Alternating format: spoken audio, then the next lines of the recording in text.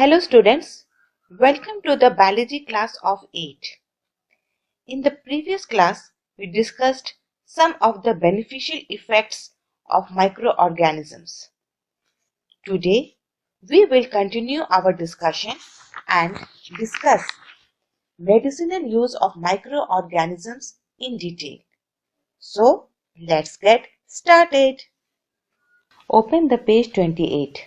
Here we are going to discuss how microorganisms are useful in the field of medicine. Children, you must have heard about antibiotics. Here, anti means opposing or killing and biotic means life.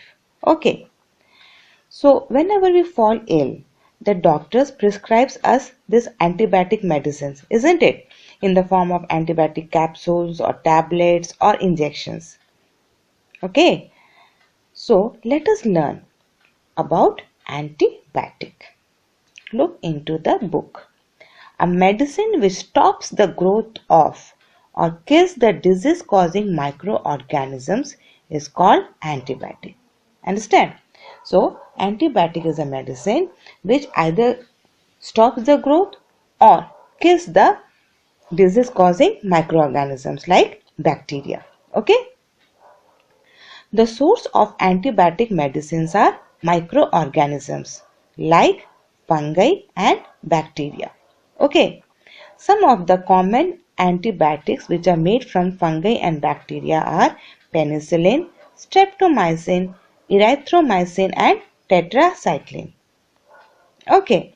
So children, as we know, there are harmful microorganisms and useful microorganisms. So the useful microorganisms are used in the making of antibiotic to kill the harmful microorganisms. Understand? Okay. Antibiotics are used to treat many diseases in humans as well as animals. Children, antibiotics are also used to control many plant diseases. Okay. Now, we should learn some of the precautions while using the antibiotics. Okay. What is it? Look into the book. It is very clearly given here. Number 1. Antibiotics should be taken only on the advice of a qualified doctor. Okay? Number 2. A person must complete the full course of antibiotics prescribed by the doctor. You should not leave in the midway. Suppose you have been given to take the medicine for 5 days. If you leave it in the middle, after 3 days you leave it. This should not be done. Okay? Number 3. The antibiotic should be taken in proper doses as advised by the doctor. Okay? Don't use when not needed. Number 4. Antibiotics should not be taken unnecessarily. Okay? Why? Because if it is taken unnecessarily, it may kill the useful bacteria present in our body and harm us. Children, please learn these 4 precautions very well. Children, one thing you should know that antibiotics are useful in curing the bacterial and fungal diseases but not viral diseases. Okay. Another important medicinal use of microorganisms is in making of vaccine. Dear students, before we proceed further, let us understand the 3 terms: immunity, immune system and antibodies.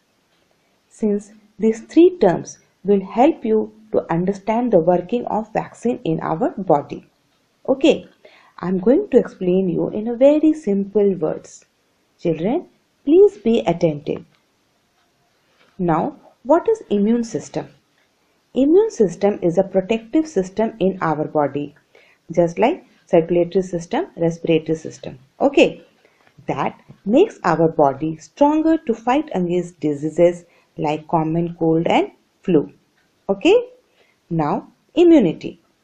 Immunity is the ability to fight against a disease.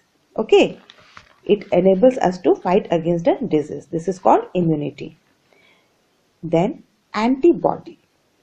Antibodies are proteins produced by the immune system in response to the disease causing microbes and protect our body from infectious disease like common cold and flu.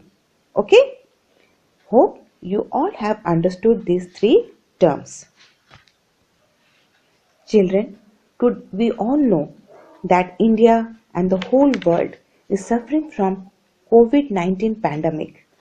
In such a situation, we should take care of our immune system. In order to boost our immune system, naturally, we should take care of our health.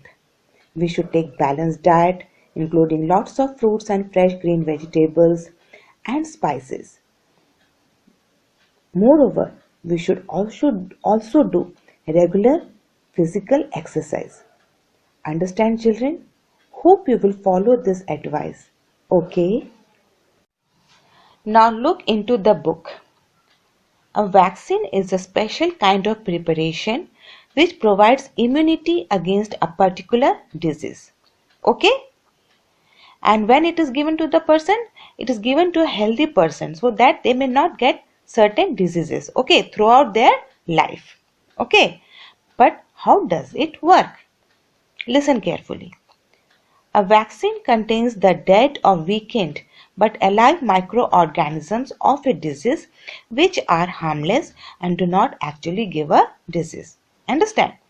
When the vaccine containing dead or alive microorganisms is introduced into the body of a healthy person orally or by injection, the body of that person responds by producing some substances called antibodies in its blood. These antibodies kill any alive disease-causing microorganisms present in the vaccine. In doing so, what happens? Some of the antibodies remain in the blood of the person for a very long time and fight against the same microorganisms and kill them if they happen to enter the body naturally at a later date.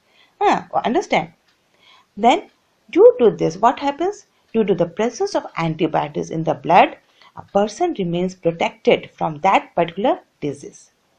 Thus, a vaccine develops the immunity from a disease.